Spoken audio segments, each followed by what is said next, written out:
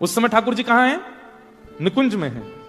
तो मंगला के दर्शन राधा वल्लभ जी के वो नंद भवन के नहीं है, वो उस समय निकुंज के लाला है। सहचरियां उनकी सेवा कर रही हैं और रात में ठाकुर जी यशोदा मैया सुला देती हैं तो ठाकुर जी खर्राटे मार के सो जाते हैं। और जैसी यशोदा मैया देखे लाला सो गए हो, जैसी यशोदा मैया सोती हैं, सोई चुपचाप ठाकुर जी निकुंज में चले जाते हैं और वहां पे सब सखियां श्री जी श्यामा जी सबके संग रास विहार करते हैं। और सुबह सुबह भोर होते ही ठाकुर जी दौड़ करके आते हैं। यशोदा मैया उठे बाद से पहले तो आके ठाकुर जी मैया के बगल में सो जाते हैं। ठाकुर जी आके सोते हैं, तुरंत मैया का उठना होता है। मैया के लाला भोर है गई, चल उठ जा। लाला कैसे बताए, रात भर सोयो नहीं मैं तो। ब्रज की लीला तो अद्भुत है।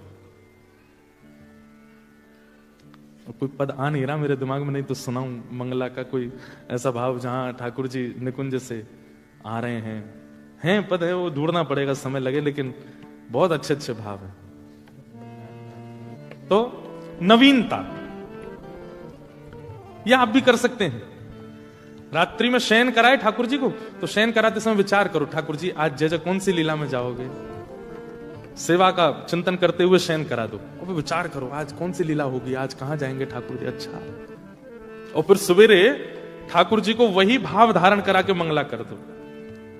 ठाकुर जी धीमे धीमे धीमे आपके भावों को ऐसे स्वीकार करेंगे, आप जो विचार करेंगे रात में ठाकुर जी वैसे ही लीला प्रकट कर देंगे। कभी स्वप्न में वो भाव दिखने लगेगा, कभी विचारों में वो भाव दिखने लगेगा। सेवा की बड़ी अद्भुत पद्धति है।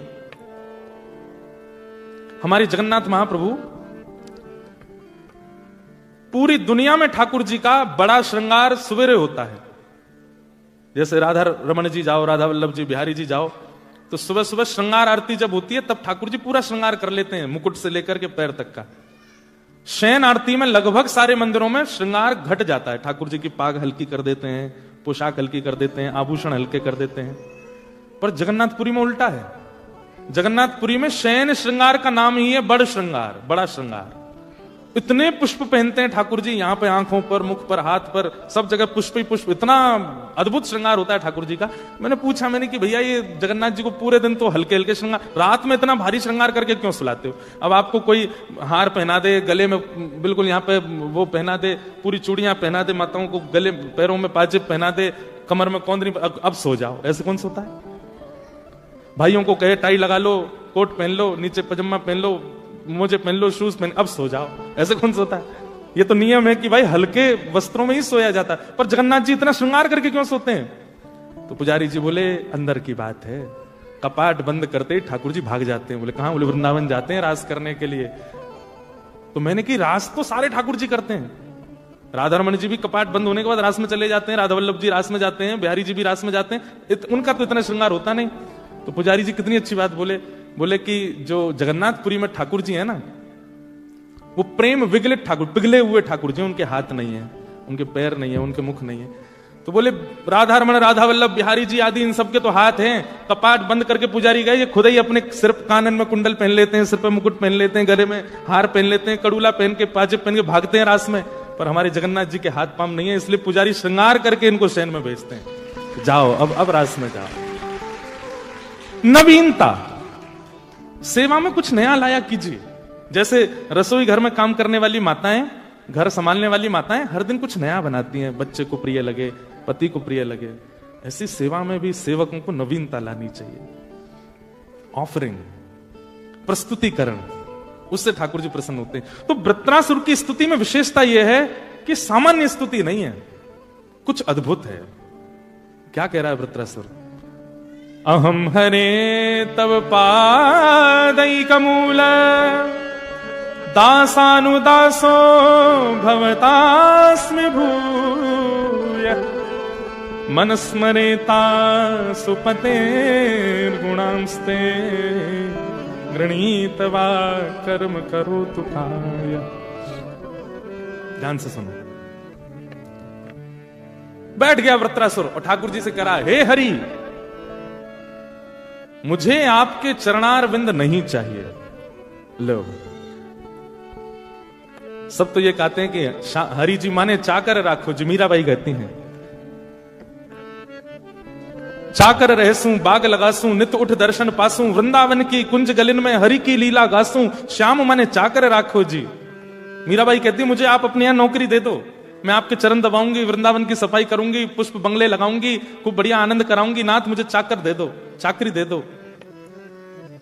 लेकिन यहां पर वृत्रासुर क्या कह रहा है, ठाकुर जी मुझे आपके चरण नहीं चाहिए। लो, यहीं ठाकुर जी के कान खड़े हो गए। बोले सब ने ये गाया कि नाथ आपके चरण दे दो, आपकी शरण दे दो, आपका सानिध्य दे दो। ये पहला वक्त आया। यहीं से पता चलता है कि ऑफरिंग ही खींच रही है ठाकुर जी को, प्रस्तुतिकरण ही अलग है। भगवान मानो आकाश से देख रहे हो, मेरे चरण नहीं चाहिए तो फिर क्या चाहिए? वृत्रासुर कहता पहले वचन दो, जो मांगूंगा सो दोगे। भगवान बोले अब तो देना पड़ेगा भाई, कुछ नया बोल रहा है, मांग क्या चाहिए? हमारे नहीं चाहिए। अच्छा जरूर लक्ष्मी जी के चरण चाहिए होंगे, हम भाई धन है ना, साक्षात लक्ष्मी वही चाहिए होंगी तुझे। क्या चाहिए बता?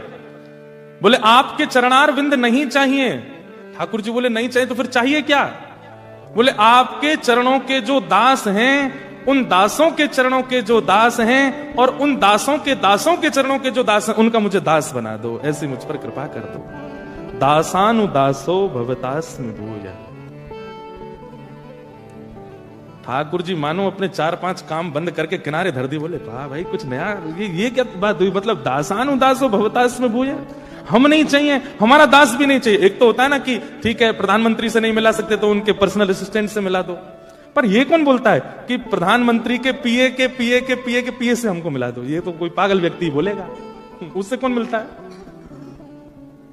पर कोई प्रधानमंत्री को पत्र लिख रहा है कि हे प्रधानमंत्री महोदय, आप मुझे बहुत प्रिय लगते हैं पर मुझे आपसे नहीं मिलना। आपकी सेवा में जो आपके पर्सनल असिस्टेंट रहते हैं वो भी मुझे बहुत अच्छे, पर मुझे उनसे भी नहीं मिलना। उनके जो पर्सनल असिस्टेंट है अमुक नाम, उनसे मेरे को मिला दो। प्रधानमंत्री हंसेगा नहीं, वाह इसने इसके लिए पीएम ऑफिस में पत्र भेजा है। मतलब छोटे अधिकारी से मिलने के लिए बड़ी अधिकारी से प्रार्थना। हंसी तो आएगी ना उसकी सीधेपन पर, उसके भाव में भाव पर, उसके इस सरल स्वभाव पर थोड़ी प्रसन्नता तो होगी ना। ठाकुर जी प्रसन्न हो गए। ठाकुर जी बोले दासानुदासो भवतास्मि भूयः। अब इसमें दो बातें छिपी हैं। पहली बात कि इतने बड़े अधिकारी से इतने छोटे अधिकारी से मिलने की प्रार्थना करना, ये उनको खुश कर देगा, थोड़ी हंसी दिला देगा। और दूसरी बात, भक्ति सिद्धांत में ये सर्वोपरि है। ठाकुर जी के चरण मत मांगो, पहले दासों की सेवा करो। देखो एक सूत्र लिख लीजिए, हरि रीझे तो वैकुंठ दिलावे। अगर हरि आपसे रीझ गए तो क्या देंगे? वैकुंठ दिलावे। और हरिजन रीझे तो हरि सो मिलावे। हरि रीझे तो वैकुंठ दिलावे और हरिजन रीझे तो हरि सो मिलावे। ठाकुर जी यदि खुश हुए तो वैकुंठ मिलेगा, स्वर्ग मिल जाएगा। पर ठाकुर जी को कोई जन रीझ गए हो तो ठाकुर जी से मिला देगो।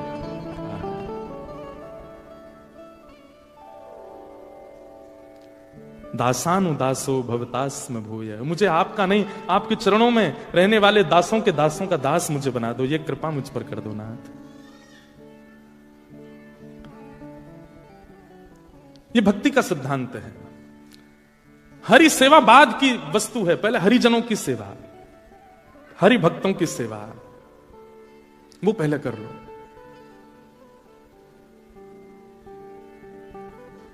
एक भक्ता हुई हमारे भारत में, उनका नाम था रत्नावती। क्या नाम था? रत्नावती, रानी रत्नावती, रानी थी। तो रानी रत्नावती जो थी ये राजकुल की थी।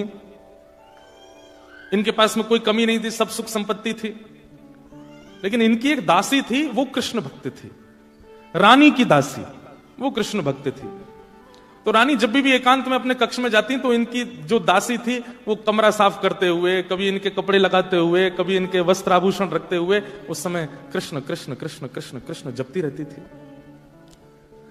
रानी कृष्ण से परिचित नहीं थी, लेकिन दासी के मुख से जो कृष्ण शब्द का उच्चारण होता था उससे रानी को बहुत सुख मिलता था। तो कभी कभी रानी उसके पास जाती और दासी से बोलती, ये तू क्या बोलती रहती है, मुझे बहुत अच्छा लगता है, ये किसका नाम है? तेरे प्रियतम है क्या? प्रियतम सुनते ही वो जो दासी थी वो तो नेत्रों से अश्रुपात करने लगी, रोने लगी। बोले कि ये मेरे प्रियतम कैसे हो सकते हैं? ये तो जगत प्रियतम, ये तो सबके प्रियतम है, सबके प्राणनाथ है। पर आपने आज बोल दिया कि ये मेरे प्रियतम तो नहीं, तो मुझे उम्मीद जग गई है कि शायद ये मुझे प्रियतम रूप में मिल जाए। रानी बोली तू इतना प्रसन्न हो रही है ये सुनकर के, ये है कौन? मुझे इनके बारे में बताओ ना।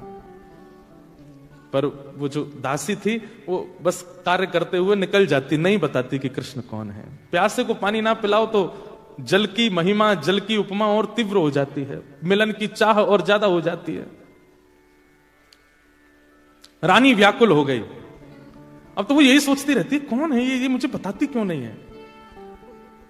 कभी फिर पकड़ लेती है, तूने बताया नहीं उस दिन ये कृष्ण है कौन। तो दासी बोली, आपको जान के क्या करना है। बोले कि मैं रानी हूं, मैं चाहे जो जान सकती हूं। बोले ठीक है, परंतु कृष्ण से हो क्या रहा है, ये नाम सुन के आपको कुछ अनुभव होता है। बोले अनुभव तो कुछ नहीं होता, पर बस अच्छा लगता है जब तू बोलती है और बोलते हुए काम करती है, मुझे अच्छा लगता है, इसलिए मेरी इच्छा है जानने की ये कौन है।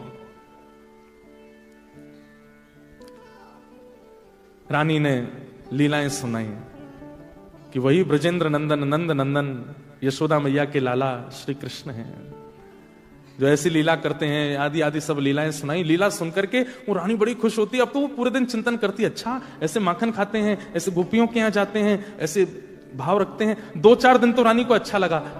फिर रानी कहने लगी, मेरे को इससे संतुष्टि नहीं हो रही है, अब मेरे को कुछ और जानना है, मुझे कुछ और बताओ, मेरे को व्याकुलता हो रही है, इनसे मुझे मिलना है। कैसे संभव होगा। देखो, एक दासी के प्रति दासत्व का भाव ले आई है रानी, तो जीवन में ठाकुर जी आ रहे हैं।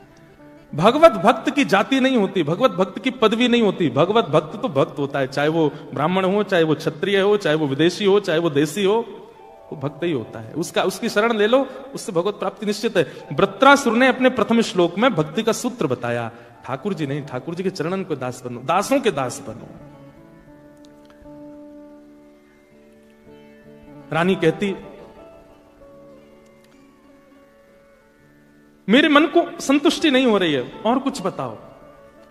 तो एक दिन दासी ठाकुर जी का ललित त्रिभंगी स्वरूप लेकर के आई और रानी की सेवा में ठाकुर जी पधरा दिए। बोले कि अब इनकी सेवा प्रारंभ कीजिए, उससे सुख मिलेगा। पहले कथा जीवन में आती है, फिर सेवा जीवन में आती है।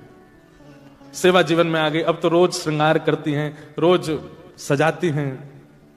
पहले जीवन में कथा आती है, कथा सुनते सुनते फिर भगवत भक्त जीवन में आते हैं, ठाकुर जी के भक्त जीवन में आने लगेंगे। भक्त के आने के बाद फिर ठाकुर जी की सेवा जीवन में आती है, और सेवा आने के बाद फिर धाम में रहने की इच्छा आती है कि अब तो बस सब। कल हम आए एयरपोर्ट पे ही 2-4 सब वैष्णव सब, महाराज जी हमको आप कैसे भी वृंदावन पहुंचो, ऐसी प्रार्थना करो कि वृंदावन का अखंड वास हो जाए। अब ऑस्ट्रेलिया बढ़िया नहीं लग रहा है, सुहा नहीं रहा है। देखो पहले तो भारत छोड़ के यहां आ गए, अब यहां से वापस जाना है। लेकिन व्रज धाम में अखंड वास करने की ये निष्ठा, ये क्रम होता है, ये इच्छा प्रकट होना, ये भी भगवत कृपा है। धाम में इसलिए नहीं, यहां जैसी फैसिलिटी नहीं है, यहां जैसी सुख सुविधाएं नहीं है धाम में, लेकिन फिर भी आप सब तज के वृंदावन वास की इच्छा रखते हो। एक बात हम बोल दें, इतनी सुविधाओं में रह करके भी ऐसे स्थान पर रहने की इच्छा प्रकट होना एक प्रकार से मानसिक ब्रजधाम निवास ही है। मन से तो आप ब्रजधाम के ही हो। मीराबाई के पास में सब कुछ था, पर वो सब कुछ रहते हुए भी यही सोचती थी कि बाला मैं बैरागण होंगी, जिन भेषा मारो सांवरो रीछ है, मैं सोही भेष धरूंगी, बाला मैं बैरागण होंगी। यहां रहते हुए भी मन में इच्छा होती है कि हम बरसाने बस जाएं, वृंदावन बस जाएं, धाम निवास हो जाए, यमुना पुलिन पर रहने लग जाएं। इतनी व्यवस्थाओं के बाद भी ब्रज की इच्छा, ये भगवत कृपा ही है। में लोग बड़े एटिकेट से रहते हैं, सीधे बैठते हैं, सीधे चलते हैं, सीधे खाते हैं, सरबट भी नहीं आनी चाहिए, ऐसे कपड़े पहनते हैं, जिम वगैरह जाते हैं, फिजिक बनाते हैं, सीधे साधे। फिर उन लोगों की प्रशंसा होती है, देखो इनके बैठने का ढंग, चलने का, उठने का, सब कितना बढ़िया व्यवस्थित है। हमारे ठाकुर जी सोते भी ऐसे हैं, उठते भी ऐसे, खाते भी ऐसे ही हैं। अब राधारमण राधा वल्लभ जी ऐसे ही रहते हैं, वो बदलते थोड़ी हैं, पूरे दिन टेढ़े ही रहते हैं। और फिर भी देखो हजारों लाखों नावती के जीवन में ठाकुर जी आ गए। बहुत ध्यान से सुनो, पहले नाम आया, एक दासी के मुख से नाम सुना, नाम के बाद कथा आई, और कथा के बाद सेवा आई। क्योंकि जो नाम सुख दे रहा था, अब नाम से वो सुख पूर्ण हो गया, तो अब कथा से सुख मिलने लगा, कथा के बाद अब सेवा सुख देने लगी। लेकिन ध्यान रखिए, भक्ति जिसके जीवन में होती है उसको कभी संतोष नहीं होता। नेक सुन लो भैया, कथा को सुन लो, नेक इधर देख लो। हम बहुत थके, सच बता रहे हैं, इतनी थकान है, फिर भी हम कर रहे हैं आप लोगों के लिए आए ना, सुन लो। आपको क्या करना, बैठ के सुनना है, बस सुन लो। तो लिख लीजिएगा, जिस भक्त को अपनी भक्ति में, चाहे वो भक्ति नाम की हो, चाहे वो भक्ति कथा की हो, चाहे वो सेवा की हो, चाहे वो स्वरूप की हो, चाहे वो परिक्रमा की हो, चाहे वो एकादशी की हो, अगर अपनी भक्ति से आप संतुष्ट होते हो तो इसका मतलब है कि आप भक्त हो ही नहीं। भक्त को संतुष्टि नहीं होती, वो कितना भी कर ले उसको फिर भी रहता कुछ रह गया है, अभी कुछ अपूर्णता रह गई है, अभी कहीं मेरी कमी चल रही है, अभी शायद हुआ नहीं है। जैसे प्रेमी, वो अपने प्रियतम को या अपनी प्रियतमा को कुछ भी दे दे, अगर उसको ये लगता है मैंने बहुत दे दिया, इसका मतलब है उसका प्रेम है नहीं। लड़ाइयां ही इसीलिए होती हैं दोनों कपल्स में कि वो गिना देते हैं कि हमने तुमको ये दिया, तुम्हारे लिए ये किया, तुम्हारे लिए, अच्छा गिना रहे हो, लेकिन आपका प्रियतम या आपकी प्रियतमा बस करती जाए या करता जाए और कभी गिनाए ना, और उसको तब भी ये लगे मैंने तो अभी कुछ किया ही नहीं तुम्हारे लिए, वही तो प्रेम होता है। ऐसे ही आप एकादशी हर साल सारे महीने की एकादशी करते हो, लेकिन आप साल के अंत में एकादशी करते समय खुश हो जाते हो, इस साल एक भी एकादशी का नियम नहीं टूटा, बड़ा अच्छा हुआ। इसका मतलब कहीं दोष है, आपको संतुष्टि क्यों हुई? वृंदावन गए और वृंदावन की परिक्रमा, गोवर्धन की परिक्रमा, यमुना जी में स्नान, संतों के दर्शन सब करके जब वापस एयरपोर्ट पर आए तो बड़े खुश होकर फ्लाइट में बैठे, बहुत अच्छे से यात्रा हो गई, सब बढ़िया हो गया, कुछ भी छूटा नहीं, अब तो बड़ा अच्छा। इसका मतलब है अभी करी नहीं, आप फिर भी चिंता में रहोगे, कुछ छूट गया, कुछ रह गया, अभी पूरा हुआ नहीं। परसों यहां कथा पूरी हो तो कईयों को ये लगे कि 3 ही दिन बस, ये तो कुछ हुआ ही नहीं, महाराज जी तो ऐसे पलक झपकते से आए चले गए। मैं बोल रहा हूं आपको, पता नहीं भारी लग रहा हो कहीं अरे यार कब जाएंगे वैसे ऐसा लग तो नहीं रहा है किसी को, हमने कोई जबरदस्ती हाथ पकड़ के तो बुलाया नहीं आपको, इतनी संख्या में आप आए हो, इसका मतलब अच्छा लग रहा तभी तो आए हो। तो भक्त को कभी अपनी क्रिया से पूर्णता का अनुभव नहीं होता, संतुष्टि नहीं। एक बात याद रखिएगा, संसार की हर क्रिया में संतुष्टि रखो, संतोष कर लो, जितना किया बहुत है, और भजन में सदैव असंतुष्ट रहो।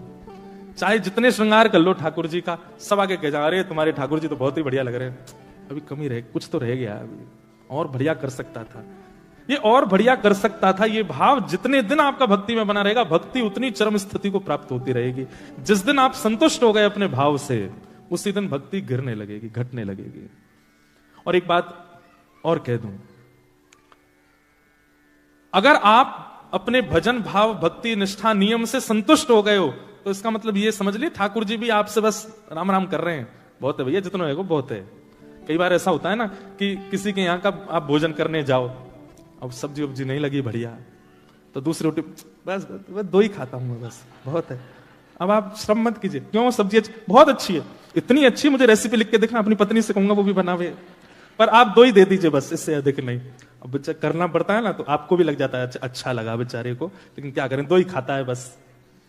फिर बाहर निकल के रेस्टोरेंट से फिर कुछ मंगाएगा, यार भूख लग रही है, अधूरा छोड़ के आया हूं, उसको बुरा ना लगे इसलिए बोल के आया कि पूरा। ऐसे ही ठाकुर जी करते हैं। फिर आपको जब संतुष्टि का अनुभव होने लग जाए तो ये समझ जाइए ठाकुर जी वही वाली हरकत कर रहे हैं, बस बहुत है, इतने में ही खुश हूं मैं, तुम इतना ही रहने दो।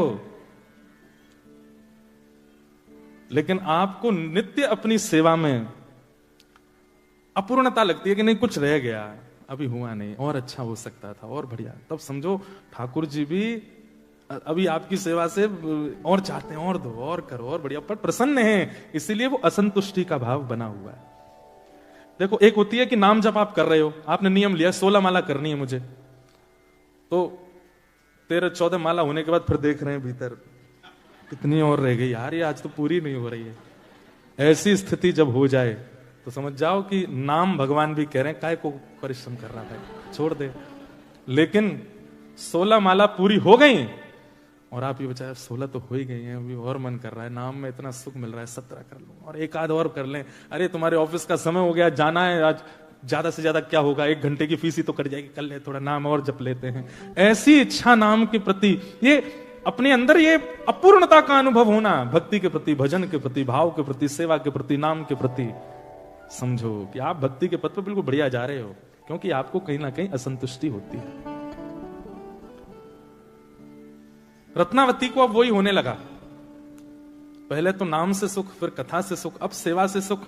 लेकिन अब सेवा करते करते भी रत्नावती अपनी दासी को बोलती है, मेरे को ऐसा क्यों लगता है कि कुछ रह रहा है, जबकि रानी, हम आप लोग तो जैसी सेवा करते होंगे, रानी तो हम तो पुष्प के बंगले बनाते होंगे, वो तो नगों के बंगले बनाती थी, वो तो मणियों के बंगले बनाती थी, वो तो ठाकुर जी के लिए सोने चांदी के थाल में भोग लगाती थी, किसी भी प्रकार की कोई कमी नहीं छोड़ती थी सेवा में, लेकिन फिर भी उसको अपूर्णता का अनुभव होता था, क्योंकि ठाकुर जी उसको स्वीकार कर रहे हैं ना, इसलिए उसके मन में और कुछ करने की इच्छा, और भाव और भाव। तब दासी ने कहा, रानी अब तो एक ही चीज है जिससे आपके हृदय को संतुष्टि तो नहीं मिलेगी, लेकिन हां शांति हो जाएगी, और वो क्या है? बोले हरिजनों की सेवा। हरि की सेवा हो गई, अब हरि यश गाने वाले, हरि दासत्व में रहने वाले, हरि का नाम स्मरण करने वाले और सदा हरि में ही लीन रहने वाले, अब भक्तों की सेवा करोगे तभी आपके चित्त को शांति होगी। ये बहुत ऊंची बात है बंधुओं। आप अपने किसी मित्र को अपने तक सीमित रखते हो, यह मित्रता नहीं है, लेकिन एक दिन आप उसकी मित्रता से इतने परिपक्व हो गए, अब आप उसको घर में ले आए, अपनी मां से भी मिलवाया, अपने पिताजी से भी मिलवाया, अपनी बहनों से भी मिलवाया, अपने भाइयों से भी मिलवाया, और ब्याह हो गया तो अपनी पत्नी से भी मिलवाया।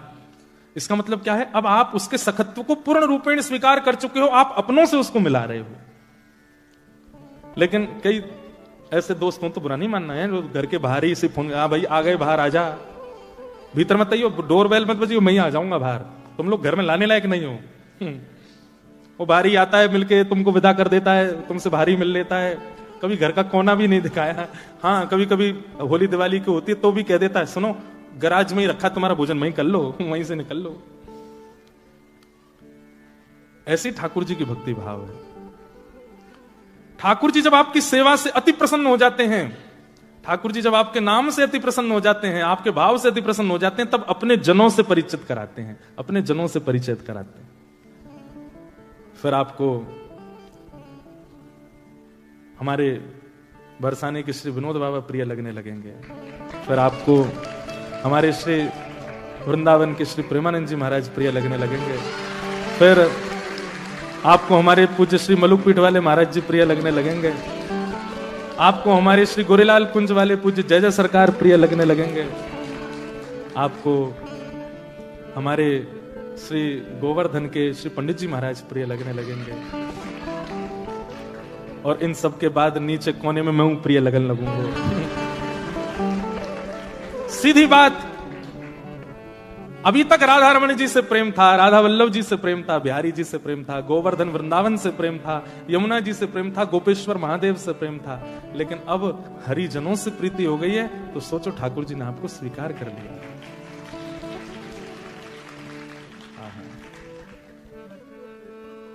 आप ये बजा देते हैं और फिर मेरा गाने का मन करता है।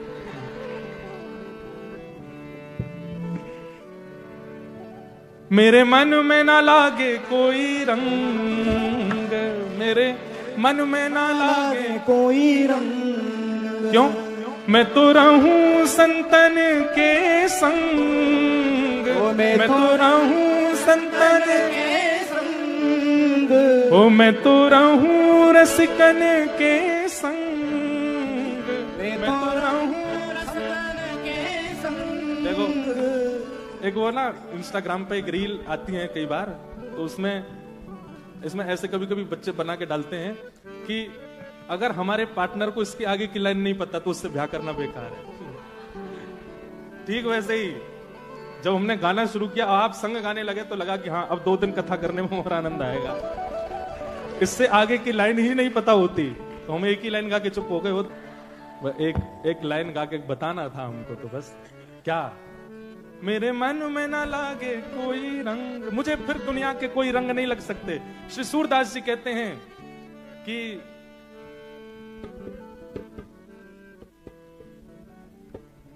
कृष्ण रंग अगर चढ़ गया, सूरदास काली कामर पे चढ़े न दूजो रंग। अगर कृष्ण रंग चढ़ गया हो, कृष्ण के हरिजनन को रंग चढ़ो, फिर संसार में आप चाहे जहां चले जाओ, हमको आप दुबई ले जाओ, हमको ऑस्ट्रेलिया ले जाओ, अमेरिका ले जाओ, कनाडा ले जाओ, स्विट्जरलैंड ले जाओ, हम फिर भी घूम फिर के ऐसे ही रहेंगे। क्यों? क्योंकि हरिजनों का संग करते हैं, हरिदासों का संग करते हैं, हरिभक्तों का संग करते हैं। नहीं तो लोग, माँ अपने बेटे को पढ़ने भेजती है ऑस्ट्रेलिया, जब गया था बड़ा सीधा सरल बेचारा, सौम्य, 5 साल बाद जब अपनी पढ़ाई करके लौटा, जे कड़े बाल उसके बीच में, यहाँ से कटाकदार बिल्कुल वो दाढ़ी, यहाँ पे वो पहन लेते, क्या बोलते हैं उसको, अंगूठी नहीं, वो क्या बोलते हैं, अरे हाँ जो भी, यहाँ पहन लेंगे, इधर टैटू लगवा रखे हैं यहाँ पे सबरे, और विचित्र सा हो गया, बदल गया। क्यों? संतों का रंग नहीं लगा था। इसलिए हम तो बच्चों, हम पता एक बात, हम विदेश में रहने वाले माता पिताओं से कहते हैं कि अगर विदेश में रहते हो तो कम से कम घर पर बच्चों को अपने धर्म से, अपने परंपराओं से अवगत कराते रहो, और यदि संभावना बन सके, यदि आपसे हो सके, तो कम से कम स्कूल तक की पढ़ाई बच्चों को भारत में ही करा दो। बच्चों को 18 साल तक भारत में ही रहने दो, और वृंदावन, अयोध्या, काशी आदि आदि ले जाते रहो। बच्चे बिगड़ेंगे नहीं। यहां तो फिर बदल जाता है माहौल। उनको संतों का रंग लगवा देंगे तो आप दुनिया के किसी भी कोने में उनको ले जाओ, वो बदलेंगे नहीं। हर स्थिति में वो निभा लेंगे स्वयं को, और जैसे हैं वैसे बने रहेंगे। नहीं तो बच्चों का स्वभाव बदल जाता है, लोगों का स्वभाव बदल जाता है। तो रत्नावती के जीवन में पहले नाम आया, उसके बाद कथा आई, फिर ठाकुर जी आए, लेकिन तब भी चित्त में वो अपूर्णता बनी हुई थी, और उस अपूर्णता की पूर्णता के लिए अब ठाकुर जी ने हरिजन भेजे। हरिजन, एक बात याद रखिएगा, कथा अच्छी लगती है, ठाकुर जी अच्छे लगते हैं, नाम अच्छा लगता है, कीर्तन अच्छा लगता है, लेकिन हरिजनों के प्रति ऐसी श्रद्धा नहीं प्रकट होती। हाँ ठीक है, कथा सुनने तक हम सीमित हैं, लेकिन हमको ऐसी कोई विशेष इनसे लगाव नहीं, आकर्षण नहीं है। आकर्षण होना भी नहीं चाहिए, पर एक विशेष प्रकार की उनके प्रति प्रीति हो जाए तो समझो ये ठाकुर जी की कृपा है। 32 सेवा अपराध हैं, इन पर मैं प्रकाश डालूंगा कथा में। 32 प्रकार के सेवा अपराध हैं। उनमें एक सेवा अपराध पता है क्या है? आप अपने ठाकुर जी की सेवा कर रहे हैं और उस समय कोई हरि भक्त आपके घर आ जाए तो आप उस हरि भक्त को अटेंड ना करके सेवा में ही लगे हुए हैं। किसी कहते हैं बैठा दो इनको, मैं अभी सेवा में हूं। ठाकुर जी कहते हैं मेरे वस्त्र आधे ही छोड़ के पहले जाओ, पहले उससे मिलके आओ। मेरा जन कोई आया है, पहले उसको बैठाओ। हम एक प्रसंग सुनाते हैं कि एक बार वृंदावन से कुछ लोग जगन्नाथपुरी यात्रा पर गए। तो उस समय की बात जब फोन नहीं होते थे, गाड़ियां नहीं होती थी, रोड नहीं थे, इतनी व्यवस्थाएं नहीं थी। वृंदावन से पुरी जाने में 2-3 महीने लग जाते थे लोगों को, बैलगाड़ी से जाते थे। तो कहते हैं कि एक दिन महाप्रभु जी इतने प्रसन्न, जगन्नाथ जी का श्रृंगार चल रहा था और इतने में ही देखा पुजारियों ने कि जगन्नाथ जी ऐसे झूम रहे हैं। तो पुजारी जी बोले, जय जय, कहा है गो, ऐसे मचल क्यों रहे हो आप? बोले कि मुझे बड़ी प्रसन्नता हो रही है। क्यों?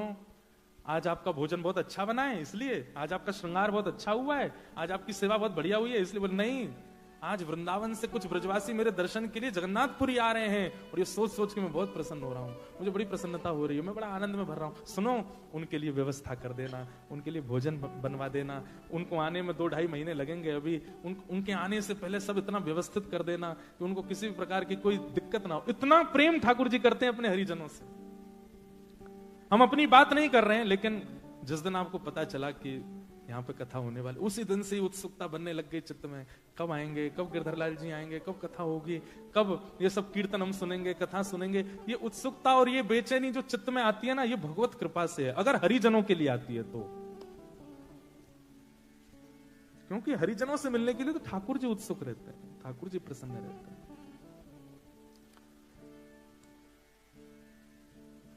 हरिजन वृत्तनासुर जो ये बात कह रहा है, इसकी बातों में कोई चिकनी चुपड़ी बात नहीं कि ठाकुर जी को रिझाने के लिए बोल रहा है। ये भक्त का स्वरूप होना चाहिए। ठाकुर जी को बाद में मांगे, पहले हरिजनों को मांगे। पहले मैं लायक तो बन जाऊं आपके, और लायक मुझको वही बनाएंगे जो आपके हैं। हमारी हरिदास परंपरा में राधे राधे नहीं बोलते, क्या बोलेंगे? कुंज बिहारी श्री हरिदास। क्या बोलेंगे? हमारी हरिवंश परंपरा में क्या बोलेंगे? श्री हरिवंश। क्यों? आचार्यों का नाम क्यों बोलते हैं, ठाकुर जी का नाम क्यों नहीं बोलते? कई लोगों के मन में ये प्रश्न आता है। मैं बोलता हूं अपनी कथा में कि भाई, इन परंपराओं में आचार्यों का नाम लेने की बात इसलिए कही जाती है कि आचार्यों की सन्निधि ही भगवत सन्निधि के लायक बनाएगी। जब तक हम आचार्यों की सन्निधि नहीं लेंगे, कैसे भगवत सामीप्य प्राप्त हो? हमारे वृंदावन बुरा नहीं मानिएगा, सीधे आके कोई कहने लगे राधे राधे राधे राधे, तो अत्यंत रसिक लोग उसको स्वीकार नहीं करते। लंबे तू इतना बड़ा होगो, सीधे राधे राधे बोल लो। पहले हरिजनन की सेवा कर, पहले सखीन को मना, पहले सहचरीन की सेवा कर, ये तो को अधिकार देंगे तब राधे राधे बोलियो। दासानुदासो भवतास न भूया। एक हमारे भारत में बड़े सिद्ध संत हुए श्री राधा बाबा महाराज। कुछ लोगों ने नाम सुना होगा, कुछ लोगों ने नाम नहीं सुना होगा। श्री राधा बाबा महाराज गोरखपुर में विराजते थे और उनकी लीलाएं तो कथाएं तो बहुत अद्भुत हैं। श्री भाई जी महाराज, हनुमान प्रसाद पोद्दार जी और श्री राधा बाबा महाराज, दोनों का अत्यंत सामीप्य रहता था। अगर किसी व्यक्ति को नहीं पता है इनके बारे में तो कभी गीता प्रेस गोरखपुर से ऑनलाइन बाबा का चरित्र, भाई जी का चरित्र मंगाइए, एक बार जरूर पढ़ना। हम लोग बहुत पुराने पुराने रसिकों के चरित्र पढ़ते हैं, सूरदास जी के, मीराबाई के, ये बहुत प्राचीन, लेकिन अभी हमारे ही समय काल में अगर कोई महान भक्त हुए पिछले 100 वर्षों में, श्री राधा बाबा महाराज। राधा बाबा का एक मैं लीला सुनाता हूं कथा में कि राधा बाबा पूरे दिन एक टीन शेड के नीचे बैठे रहते थे और भक्तजन सामने से उनका दर्शन करते थे। लेकिन सुबह सुबह आप 4 बजे उठ करके जब शौच के लिए जाते थे तब एक बूढ़ी मैया इनका दर्शन करने आती थी और वो केवल दर्शन नहीं करती, पीछे पीछे बाबा के संग जाती। वो जहां जंगल झाड़ी में जाते बेचारे वहां पे भी उनका दर्शन करते। कुछ वैष्णवों ने देख लिया, उन्होंने मैया से कही, मैया तुमको शर्म नहीं आती है? बाबा सुबह सुबह बेचारे अपने नित्य नियम में जाते हैं, तुम वहां भी उनका दर्शन करती हो और हमने देखा तुम छुप छुप के सब जगह से दिखती हो, क्यों करती हो ऐसा? पूरे दिन बाबा टीन शेड में बैठते हैं, वहीं दर्शन किया करो। तो बूढ़ी मैया के नेत्रों से आंसू आ गए। बोले मैं सच बताऊं, मैं बाबा को नहीं देखती। बाबा तो पूरे दिन दिखते हैं, बाबा तो पूरे दिन दिखते हैं, दर्शन देते हैं, मैं दिन भर उनका दर्शन करती हूं, पर ये सुबह सुबह जब शौच के लिए जाते हैं ना, उसी समय एक सांवरा सलोना सा लाला इनकी लठिया पकड़ के संग चलता, मैं उसको देखने जाती हूँ, उसका दर्शन करने जाती हूँ, वो रोज दिखता है। तो सब रसिक जन इतने आश्चर्य में आ गए कि मतलब वो इतने पवित्र हैं राधा बाबा कि वे जब अपने नित्य नियम करने जाते हैं तब भी ठाकुर जी उनके संग रहते हैं, तब ठाकुर जी का विशेष दर्शन उनके साथ होता है और वो मैया को दिखते थे। ऐसे थे राधा बाबा।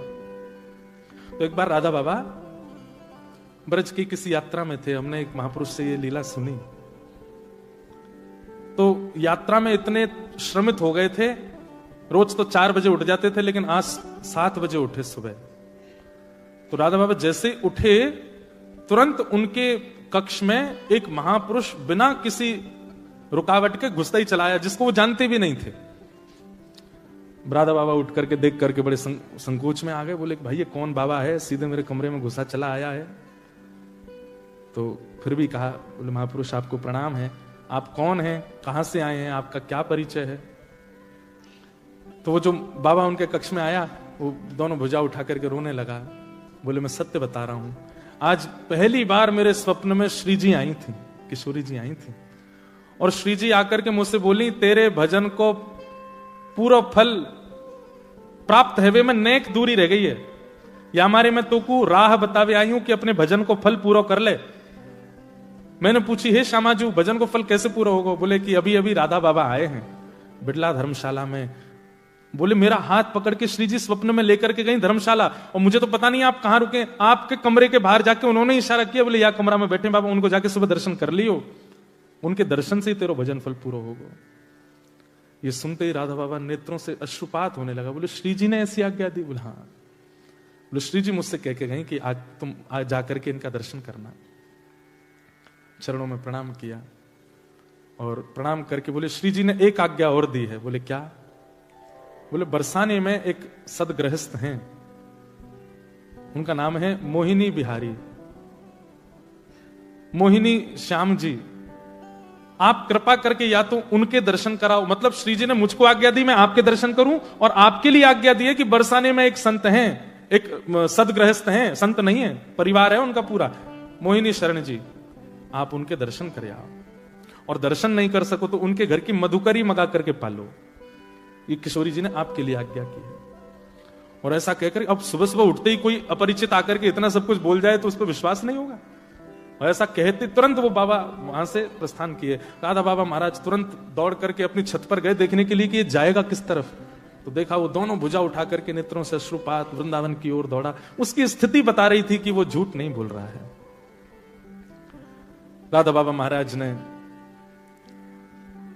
अपने कुछ सेवकों को बुलाया और सेवकों से कहा एक काम कीजिए, ऐसे करके एक मोहिनी श्याम मोहिनी जी करके, मोहिनी शरण जी करके एक सदगृहस्थ हैं बरसाने में। हम तो जाने में अभी असमर्थ हैं, पर उनके यहां की मधुकरी ले आओ, रोटी ले आओ। अपने कुछ सेवकों को भेज दिया। उनमें एक घनश्याम जी करके थे, वे ब्रज में, वृंदावन में जो रासलीला होती उसमें कृष्ण बनते थे, तो घनश्याम ठाकुर जी भी थे उसमें। तो उन सबको भेजा, जाओ जाकर के बरसाने में कोई मोहिनी शरण जी सदग्रस्त हैं, उनके यहां से रोटी ले आओ। अब राधा बाबा महाराज किसी के यहाँ की प्रसादी मांग रहे हैं। राधा बाबा जिनको स्वयं श्री ठाकुर जी के प्रत्यक्ष दर्शन होते थे, वो किसी के घर की प्रसादी मांग रहे हैं, तो इसका मतलब वो कितना ऊंचा होगा। ये सब लोग बरसाने गए और बरसाने में जाकर के इन्होंने पूछना शुरू किया ब्रजवासियों से, भैया यहाँ पे कोई सदगृहस्थ है, उसका नाम मोहिनी शरण करके है। तो सब नाम सुने और सुन के हंसे।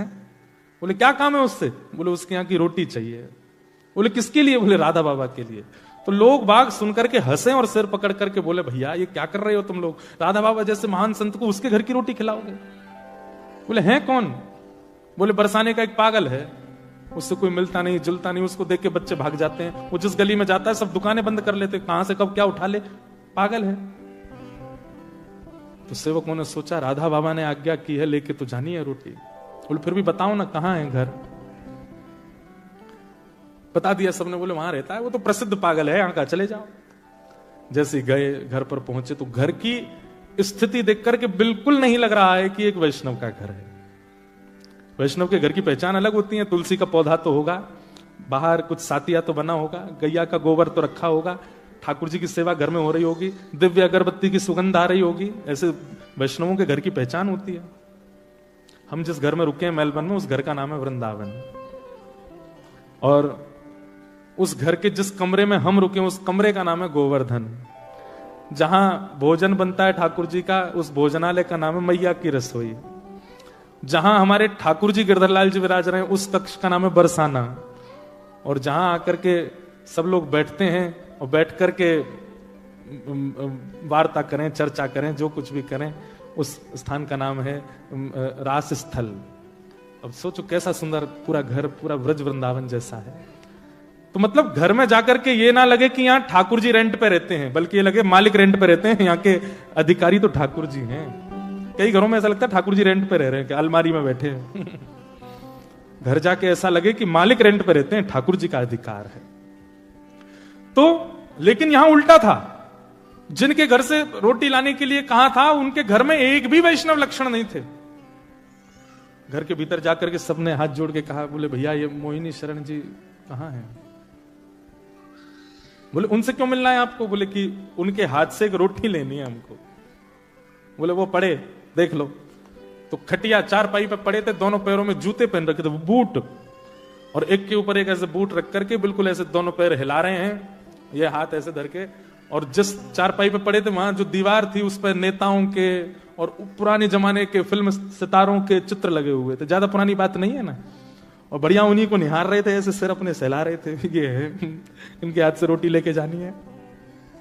जितने गए उनके चित्त में आई, कहीं हम अपराध तो नहीं कर रहे? भैया एक बार बरसाने में और घूम के आ जाओ, कोई और तो नहीं है?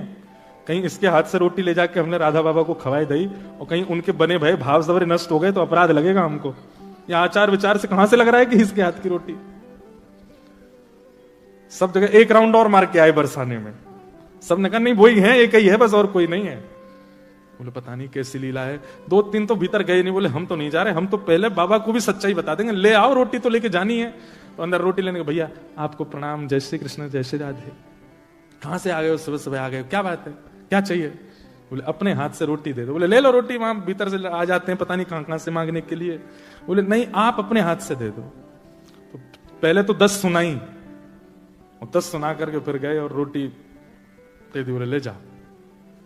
और लेकर के वो सब लोग राधा बाबा के पास आए। राधा बाबा आपने ये बताई।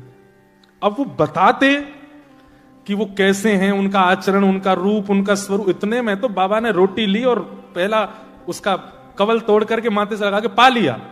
और जैसे ही रोटी मुख में धारण की है, वो मधुकरी प्रसादी नेत्रों से अविरल अश्रुधार गिरने लगे, दोनों भुजा उठ गई, किशोरी जी की दिव्य लीलाओं का अनुभव होने लगा, नेत्र लाल पड़ गए, शरीर कंपायमान होने लगा। सामने जो आया जिसके प्रति उनको अधिकार लगा, तोड़ करके उसको हाथ में नहीं दी, बोले मुंह खोलो, सीधे मुख में, और जिसको भी वो टूक पधराते जाएं उसके नेत्र बंद हो जाएं, नेत्रों से अश्रुधार, और वही श्री राधा प्रेम में प्रेम मगन होकर के झूमने लग जाए। अब जिन जिनको उनके स्वरूप पर संकोच हुआ था, सब बोले ये क्या हो रहा है। पूरे कक्ष में बैठे हुए लोग भावावेश में चले गए।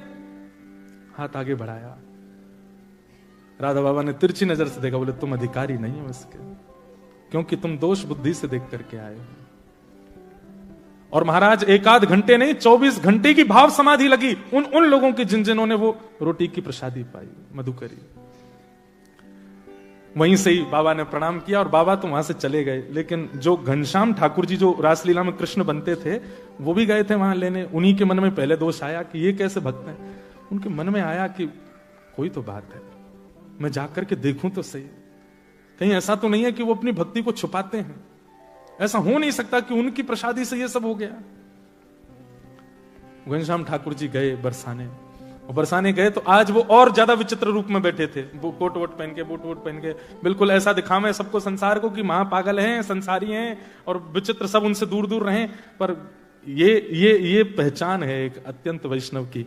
भक्त की इच्छा ये नहीं होती कि मैं बहुत प्रसिद्ध हो जाऊं, भक्त की इच्छा ये नहीं होती कि मैं बहुत सिद्ध हो जाऊं, भक्त की इच्छा ये होती है केवल प्रिया प्रियतम मेरे रहें, बाकी सब मुझे अकेला छोड़ दें।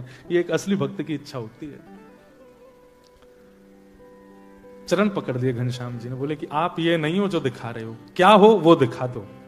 मेरी आपसे प्रार्थना है, बहुत अच्छा नाटक करते हैं आप, आपके शब्दों में भी कहीं से भी वैष्णवता नहीं झलकती, आपके रूप प्रारूप में भी कहीं से वैष्णवता नहीं, आपके आसपास भी ऐसी आपने व्यवस्था कर रखी है कि किसी प्रकार से वैष्णवता का दर्शन नहीं हो। लेकिन मेरी आपसे प्रार्थना है, एक ब्रजवासी होने के नाते आपसे प्रार्थना कर रहा हूं, अपना असली रूप दिखाओ। तो पीछे जो चित्र लगे थे उन सब चित्रों के, मतलब जब प्रार्थना की तो नेत्रों से अश्रु आ गए। प्रेम का स्वभाव है, प्रेम का स्वरूप है, कितना भी छुपाओ छुपता नहीं, वो प्रकट हो जाता है। तो नेत्रों में जब अश्रु आए तो घनश्याम ठाकुर जी ने कहा, आप ये नहीं हो जो दिखा रहे हो, कौन हो वो दिखाओ। तो पीछे जो दीवार पे वो चित्र लगे थे फिल्म सितारे वगैरह के, वो वास्तव में एक लकड़ी की दरवाजा था। और जैसे ही उस दरवाजे को खोला तो वो एक झरोका था, एक बालकनी जैसी थी, और वो बालकनी ऐसी थी जहां से श्री किशोरी जी का रंग महल स्पष्ट दिखाई देता था। हाथ पकड़ करके ले गए घनश्याम ठाकुर जी का और दिखाया, बोले देखो वो हमारी श्री जी लाडली जी का भवन है। बोले हाँ। बोले देखना अब मैं पुकारूंगा और कुछ अनुभव होगा। और जैसे ही उन्होंने भुजा उठा करके कहा श्री राधा श्री राधा श्री राधा, एक दिव्य तेज प्रकट हो गया श्री ठाकुर जी किशोरी जी के बरसाने भवन में। और उस दिव्य तेज में सर्वांगीण अंग तो नहीं दिखा, लेकिन दिखा कि दिव्य तेज जैसे समाप्त हुआ तो वहां पर कोई सुंदर सी चुनरी पहन करके कोई एक सखी आई हैं, जिनका रूप ऐसा था, इतनी दूर से स्पष्टता नहीं हो रही थी। वो जो जिनके घर गए थे वो तो भुजा उठा करके नृत्य करने लगे। घनश्याम ठाकुर जी देख करके वहीं मूर्छित हो गए और मूर्छित होकर के चरण पकड़ लिए। बोले कि मुझे अनुभव करा दो। बोले कि अभी आपके चित्त में वैष्णवों के प्रति दोष भाव आ जाता है, पहले उस दोष भाव को दूर करो। कभी वैष्णव की आचार विचार कई बार वो इसलिए बनावटी रखते हैं कि हमारी भक्ति को नजर ना लगे, हम महासंसारी दिखाई दें सबको। इसलिए वैष्णव को परखने में राधा बाबा जैसे हो जाओ, जिन्होंने आपके द्वारा निंदा सुनी नहीं उससे पहले प्रसाद पा लिया।